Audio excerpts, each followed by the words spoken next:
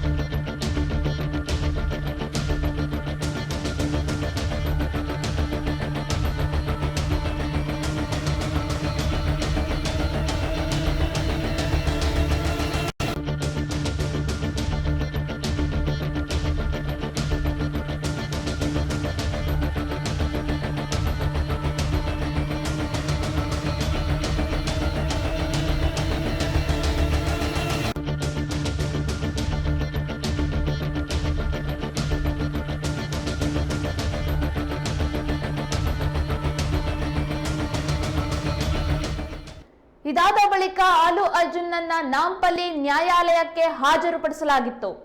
ಇದೀಗ ಕೋರ್ಟ್ ಅಲ್ಲು ಅರ್ಜುನ್ಗೆ 14 ದಿನಗಳ ನ್ಯಾಯಾಂಗ ಬಂಧನಕ್ಕೆ ಒಪ್ಪಿಸಿದೆ.